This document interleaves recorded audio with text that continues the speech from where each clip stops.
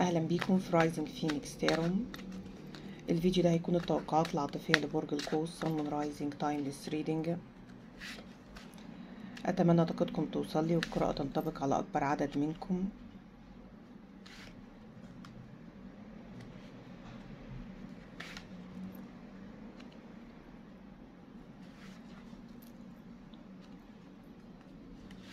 القراءه بتسري على الرجال والنساء وبتنطبق قراءه عكسيه.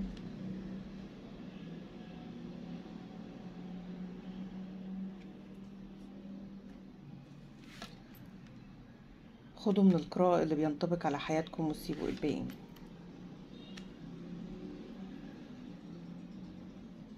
برج القوس في حاجة فيها يعني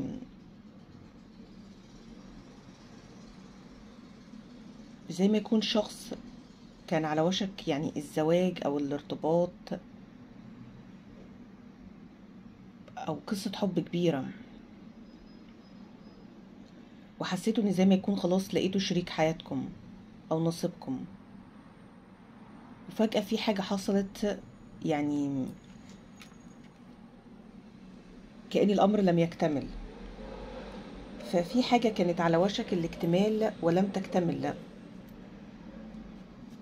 برج القوس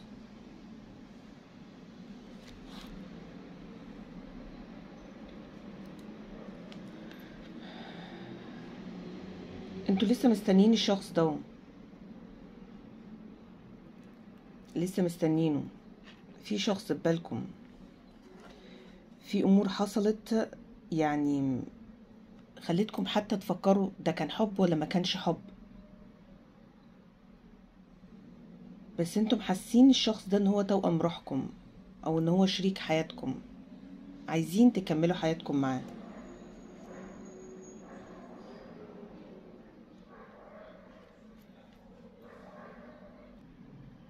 في حاجة فيها انتوا شبه بعض، يا اما ظروفكم شبه بعض في مكان معين بيجمعكم، بس انا شايفاكم بتبصوا لبعض،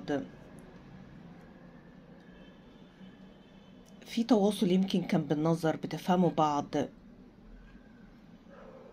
بس في حاجة فيكم يعني في similarity.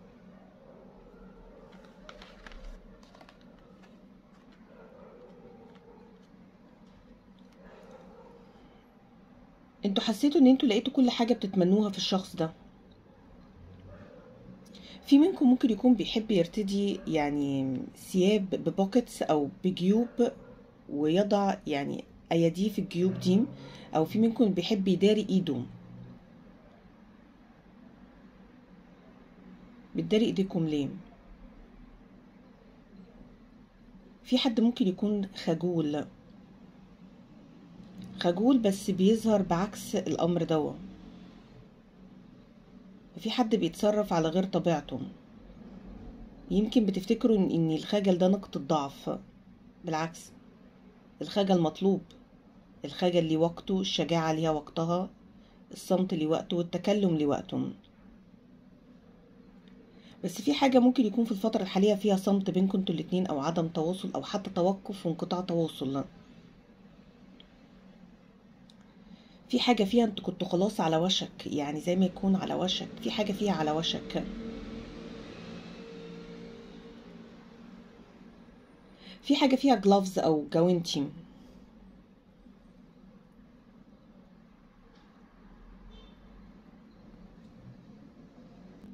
في حاجة تخص يعني اصابع اليد،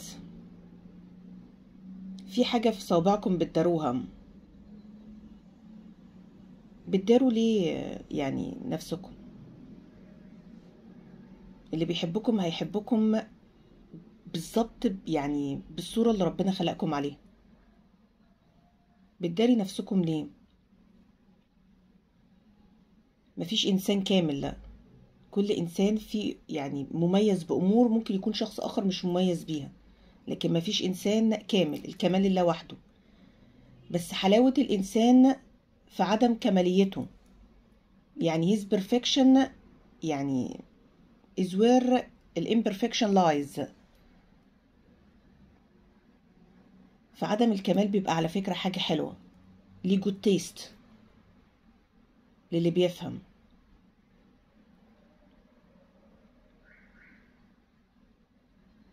فما تخفوش نفسكم.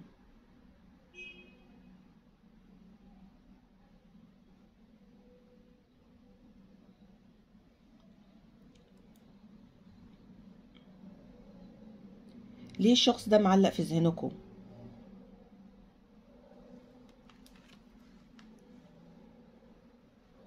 وكأني هنا في ستوري تو بي تولد.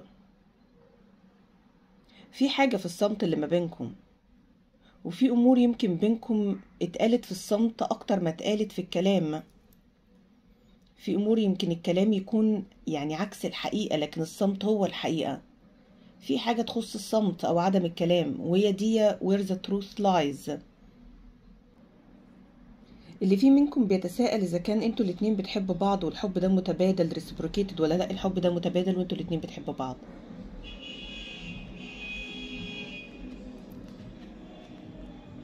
الشخص ده بيفكر فيكم ومش ناسيكم، بس حاسس بطريقة بأخرى كأني منكم مرفوض، او مش بتحملوا ليه نفس الحب، كأنكم بتعكسوا مخاوف بعض. انتم بتشكوا في حب الشخص ده ليكم، مش عارفين اذا كان صدق بيحبكم ولا لأ، وهو حاسس ان هو بيحبكم اكتر ما انتم ما بتبادلوا الحب، او اكتر ما انتم ما اظهرتوا ليه الحب، حتى لو انتوا يعني عملتوا المستحيل عشان خاطر الشخص ده. بس في حاجة فيها كأن انتم يمكن الطاقة الحالية رافضين الشخص ده، او مش متقبلين كلام معاه، او فاكر ان هو نسيكم. انتوا الاتنين بتفكروا في نفس المخاوف، يعني identical، نفس المخاوف.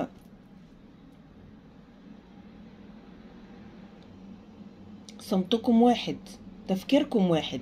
يمكن دي السيميلاريتي اللي بتقع ما بينكم، بتعكسوا مخاوف بعض، شبه بعض. انتوا شبه بعض بطريقة او باخرى، شبه بعض.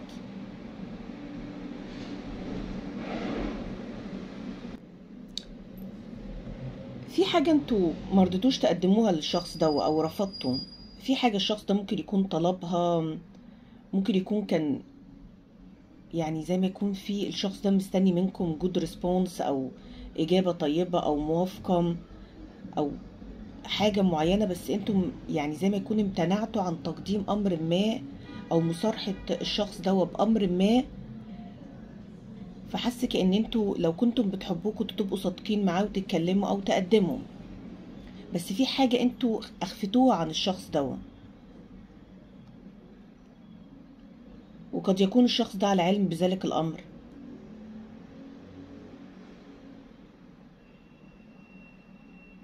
ويمكن في حاجة انتوا ما صارحتوش بيها الشخص ده، او ما قلتوش الشخص ده يعني على حقيقة معينة.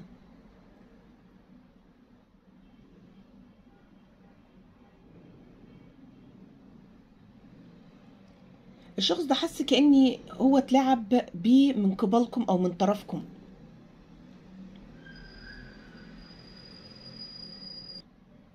في حد فيكم يمكن الحب لا يأتي اولا، يمكن الماديات بالنسبة لكم هي اللي بتأتي اولا. في حد كأني حاسس اني كأنكم شفتوا نفسكم عليه، او اتغريتوا عليه، او اتكبرتوا عليه، او عملتوه بكبرياء او بتعالي،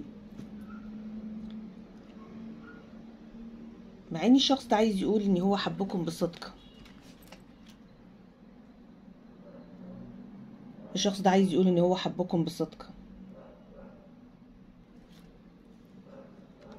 بس معرفش ليه انتوا يعني زي ما يكون في قسوة اظهرتوها. في حاجة حصلت خلتكم اللي هو بتظهروا للشخص ده كأنه مش فارق معاكم. في امر ما حصل كان غير متوقع، ما كانش في الحسبان، وكأن الشخص ده عايز يقول انا كنت شريكم بس انتم ما اشتريتنيش. في حد ممكن يكون عنده زي ما يكون يعني زي شخص ملوش عزيز او سريع التخلي، وفي حد كان فيه كلام قاسي يعني تم النطق بيه. ففي حاجة تخص يمكن كلام او حاجة انتوا قلتوها، في حاجة تخص كلام. حتى لو كان الكلام ده مش حقيقي، بس في حاجة يعني تخص كلام. ممكن يكون argument، ممكن يكون نزاع، ممكن يكون خلافات، ممكن يكون مشادة، ممكن يكون يعني حاجة انتوا نطقتوا بيها يعني ضايقت الشخص ده او هو ما احتملهاش. بس في حاجة تخص كلام او حاجة اعتراف او شيء ما، زي ما يكون دمرت العلاقة، وزي ما يكون دلوقتي حاسين بحنين تجاه الشخص ده، ويمكن مش عارفين تكلموه ولا ما تكلموهوش، تتواصلوا ولا تبادروا، ولا هو هيرفض التواصل معاكم. هل لسه بيحبكم، لسه شريكم، لسه باقي عليكم ولا لأ؟ بس هو لسه بيحبكم. اللافرز ده ميجر اركانا، الطاقة دي ما بتتغيرش بسرعة. it lasts، بتدوم.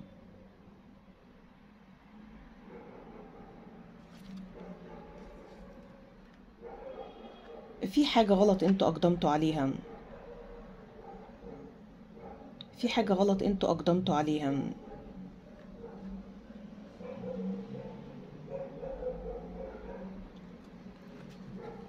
وكأن انتوا دلوقتي بتدفعوا الثمن. في منكم للشخص ده ممكن يكون يعني انتوا يعني كنتم في علاقة حب مع بعض، وانتم يعني اخترتوا حد تاني او ذكرتوا حد تاني في نقاش معاه.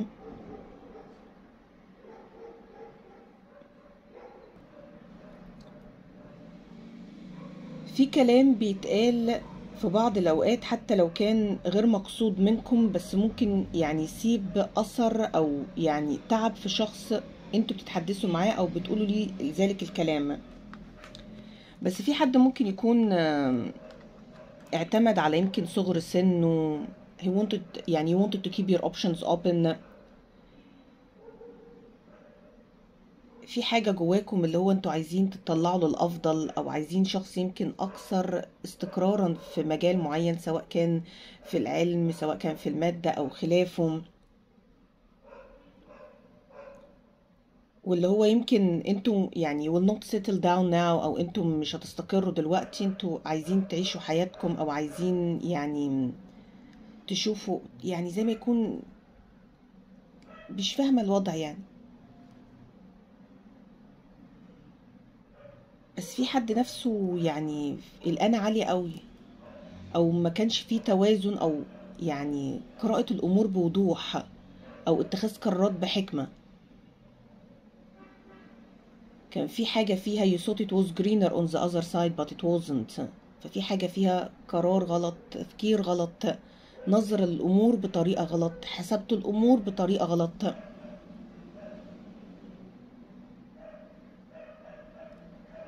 لان في امور كتير شفتوا ان هي ممكن يكون من الافضل ان الواحد يسعى ليها، بس مش هي دي اللي بتدوم، ومش كما هي تتراءى ليكم او بتظهر ليكم او زي ما انتوا شايفينها.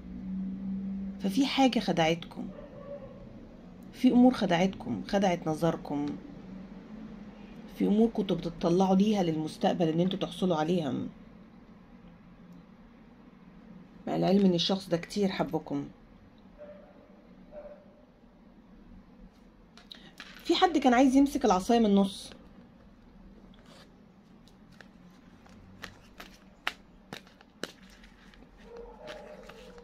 بس هو عصفور في اليد خير من مليون على الشجرة. الشخص ده حاسس ان انتوا رفضتوه بطريقة او باخرى، انتوا رفضتوه.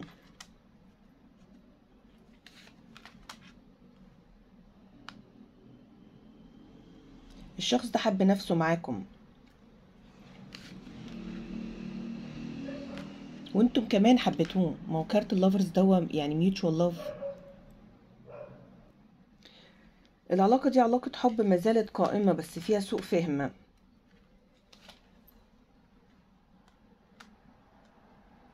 بس في حاجة فيها عمر ما حد ما هيقدر يشعركم بالحب الحقيقي زي ما الشخص ده ما خلاكم يعني تحسوا، لان الشخص ده فعلا حبكم حب حقيقي وما زال بيحبكم.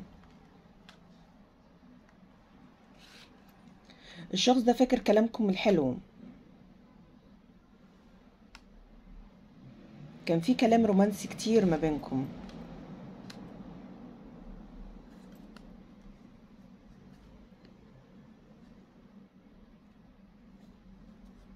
في حد في العلاقة دي كان لابس قناع، ما كانش بيتعامل بحقيقته. الشخص ده عايز يقرب ليكم، في حاجة فيها شعور بالقرب، ويمكن مازال لسه بيحس بوجودكم.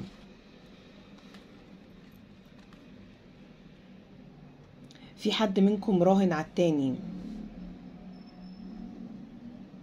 ووضع عليه توقعات عالية جدا،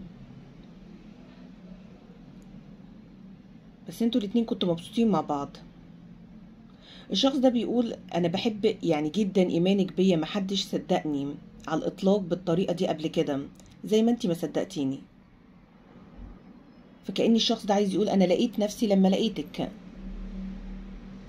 ارتاح، كأنه كان بيحس براحة، او كأنه كان حاسس انه شريك حياته قدامه او نصه التاني بيكلمه. الشخص ده ممكن يكون بيعيد كلامكم، بيعيد محادثاتكم، بيتطلع لصوركم.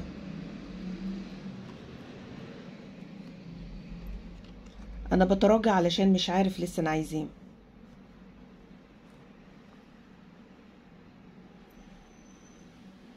في حلقة مفقودة، بس الشخص ده بيقول انا عمري ما نسيتك وعمري ما هنساكي.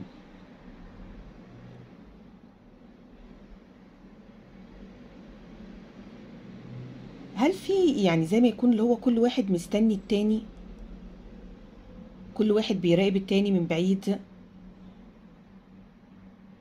كل واحد بس بيفكر في التاني بدون تواصل؟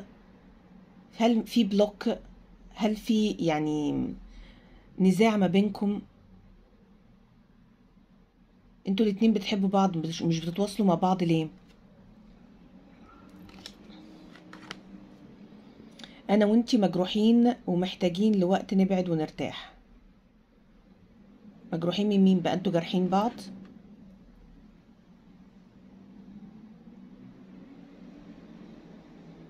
وهل في البعد بيكون راحة وانا مش شايفة بالكلام ده ان البعد مسبب اي راحة، بل بالعكس بيزيد الطينة بلة؟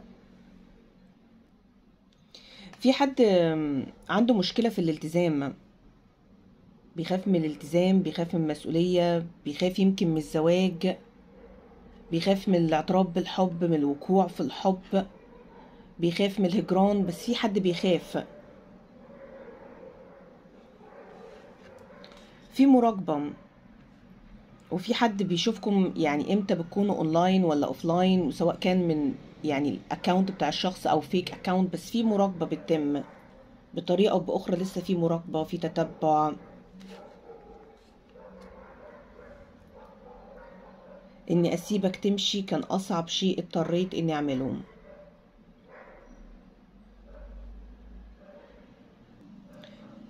في حاجة، في قرار غلط يعني تم اتخاذه او امر ما تم النطق بيه واثرت على العلاقة او خلتكم بعاد عن بعض او مفيش تواصل ما بينكم. في حد ممكن يكون حتى زي ما يكون يمكن انتوا او الشخص ده اختار شخص اخر بسبب حاجة ممكن يكون كان بيتطلع ليها. لكن الحب كحب، انتوا قلوبكم لبعض، انتوا حبيتوا بعض، بس في حاجة خلت يعني كل واحد منكم من طريق، على الرغم ان مازال في حب، مازال في مراقبة، مازال في شغف، مازال في يعني تمني ان انتوا الاتنين تكونوا بالقرب من بعض.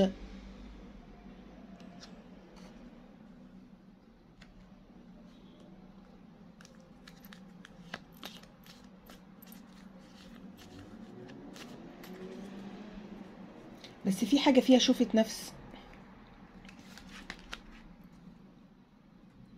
a message for you يعني رسالة ليكي أو رسالة ليك. I'm thinking of you this very moment، يعني أنا بفكر فيكي في هذه اللحظة. Your love fills me with light، I love you. يعني انتي حبك يعني أجمل حب، أو زي ما يكون النور لحياتي، أو زي إشراقة الشمس لعتمة. والشخص ده بيقول I love you، يعني أنا بحبك. رسالة مختصرة فيها كل حاجة. A message for you. أنا بفكر فيكي، أنا ما زلت أحبك، وما زلت شايفك بنفس يعني الطريقة اللي احنا كنا فيها مع بعض، ونفس الشعور اللي كان بيغمرني مازال جوايا ولسه يعني حي.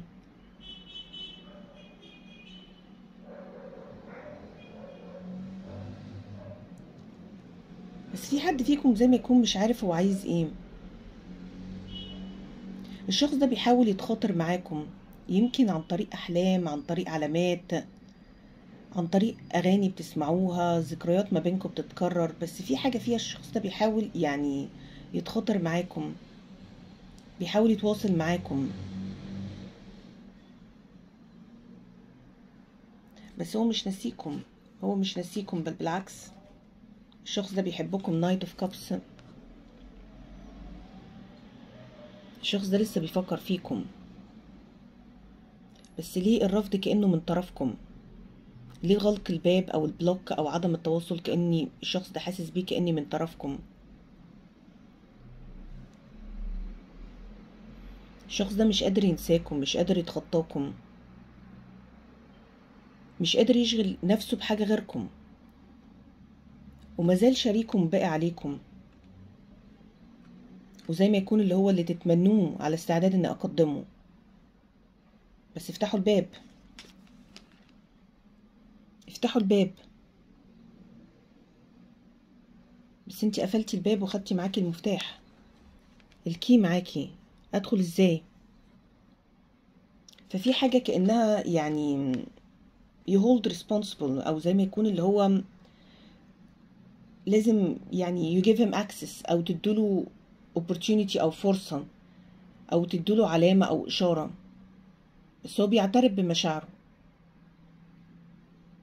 فزي ما يكون المشكلة مش فيه، مشاعره واضحة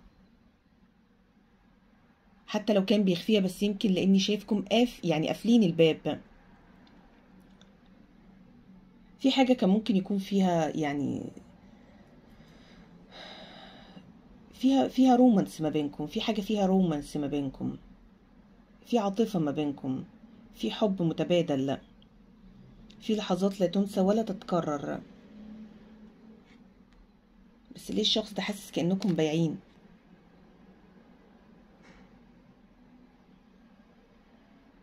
ليه بايعينه مع ان هو اشتراكم؟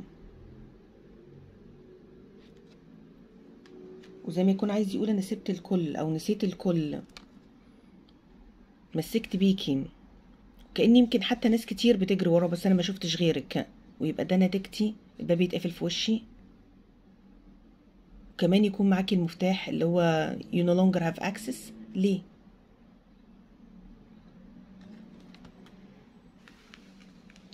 الابراج اللي موجود معانا: حوت، عقرب، سرطان، برج الجوزاء، ثور، جدي، عذراء، اسد، قوس، حمل، برج الدلو،